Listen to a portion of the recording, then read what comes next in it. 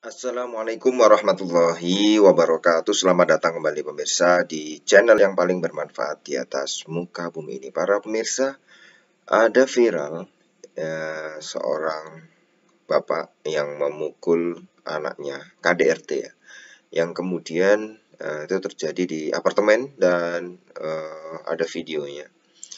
Yang itu banyak orang yang menganggap itu perbuatan yang tidak baik ya, dan masuk ke ranah hukum, pelanggaran hukum ya. Nah, sebenarnya bagaimana melakukan pemukulan ayah terhadap anak ya, atau kalau kita luaskan ya, misalnya dalam sudut pandang Islam ya, suami memukul istri atau guru memukul murid ya.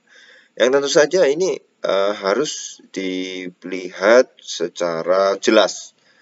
Yang pertama, Rasul sendiri tidak pernah memukul istrinya. Ya. Yang kedua, kalau kita menemukan dalam teks, ya itu ada kata doroba, ya yang artinya itu memukul. Tapi bahasa Arab sendiri itu luas, ya bahasa Arab itu sendiri luas. Kalau doroba ketemu apa gitu, artinya tidak harus memukul, ya.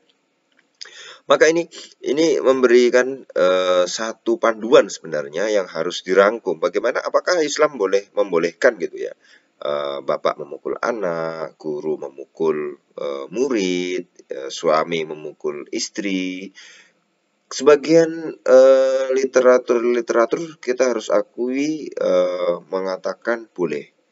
Tapi ada batasannya. Batasannya ini mungkin ya bagi orang emosi ya cenderung dilanggar. Ya, maka memukul di sini ya tidak boleh dengan emosi. Dan banyak batasannya, tidak boleh memukul wajah, tidak boleh memukul anggota badan yang itu dikhawatirkan bisa rusak ya, permanen, misalnya cacat permanen.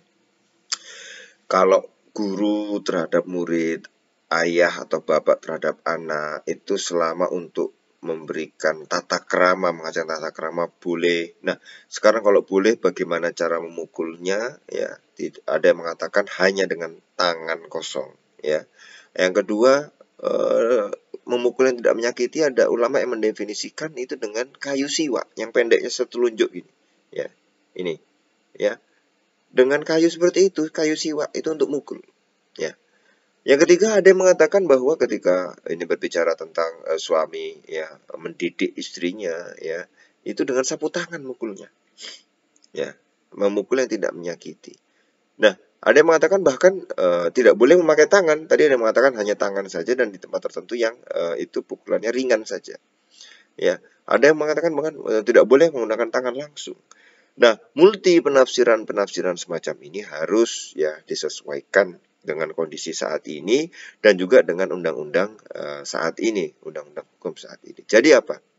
Seorang guru boleh ya mendidik tata krama untuk muridnya agar punya tata krama.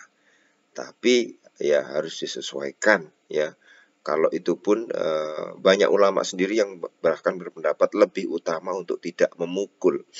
Ya, lebih utama. Kalau bisa memang nggak memukul, ya. Tapi kan kalau memukul ada batasannya. Batasannya seperti apa? Ya, itu sapu tangan, ya. Kemudian kayu yang siwak tadi, seperti itu, ya. Atau dengan tangan tapi yang ringan saja, dan tidak boleh di tempat-tempat tertentu, misalnya wajah, gitu ya, tidak boleh. Nah, ini harus diperjelas, ya. Seorang ayah boleh menghukum anaknya, tapi hukumannya seperti apa? Nah, kadang-kadang kalau nggak perlu dipukul ya, ulama yang mengatakan tadi lebih utama tidak memukul. Kadang saja ya kita dipelototi saja itu sudah, anak udah jalan gitu. Ya, kalau dipelototi nggak bisa, mungkin dengan suara ya masih nggak bisa. Nah, itu mungkin baru dengan metode tadi ya, yang itu harus tidak dengan emosi. Masalahnya ketika dengan emosi, akhirnya batasan-batasan itu pasti dilanggar. Ya, maka lebih baik ya memang tidak usah memukul ya. Tapi ini bukan berarti anjuran untuk memukul, karena begini, dalam undang-undang ya, kalau memang sudah di zaman sekarang ya tidak boleh memukul, maka seluruh apa yang ada di kitab turos itu ya harus yang bab memukul ya memang tidak bisa digunakan kembali. Tapi kan kita belajar sejarah bahwa memang pernah ada di suatu zaman ya para ulama membolehkan itu gitu. Tapi apakah untuk dipraktekkan di zaman sekarang kan itu tidak bisa ya. Nah, tetapi kemudian banyak yang komplain, wah anak sekarang manja-manja. Enggak. Karena kita konsep reward and punishment itu sebenarnya tetap ada sampai kapanpun ada. Tetapi punishment atau hukuman bagi murid di zaman sekarang ya karena eranya memang tidak boleh memukul, ada banyak lagi yang lain kok. Kita harus menemukan metode ya. Baik itu ayah harus mengupgrade ilmunya bagaimana cara mendidik. Jangan kemudian dulu saya gini jadi sukses maka anak saya harus saya gitukan seperti saya dulu. Supaya sukses juga. Oh tidak ya. Sayyidina Ali pernah berpesan ya, didiklah anak-anakmu tidak dengan engkau dididik di zaman engkau kecil ya, di zaman dulu ya, didiknya dengan cara yang berbeda. Ini memang harus bapak ayah harus upgrade ilmu, kemudian guru juga harus ya, kemudian tadi suami juga harus ya. Ini zamannya memang tidak boleh memukul. Maka sebenarnya konsep punishment itu banyak sekali ya yang bisa kita terapkan sehingga apa? Kita tetap bisa mendidik tata krama untuk anak-anak kita, suami juga bisa tetap mendidik istrinya, guru juga tetap bisa memberikan pendidikan ya, bukan pengajaran ya. Ini konsepnya ketika berbicara pendidikan, bab akhlak, bab tata krama, yang itu adalah memiliki metode-metode ya, yang ada dan terus diupgrade ya. Tetap ada, tetap bisa. Maka reward and punishment tetap harus jalan ya, punishment hukuman itu juga harus diberikan tetapi sesuai dengan konteks saat ini zamannya bagaimana. Jadi salah kalau kemudian masih ada orang yang mengatakan ya pemukulan mukul itu ada dalam Islam dianjurkan, tapi seperti apa dulu para ulama sangat hati-hati dalam membahas ini ya, sangat hati-hati. Maka itu harus kita pahami juga, harus dengan hati-hati juga ya.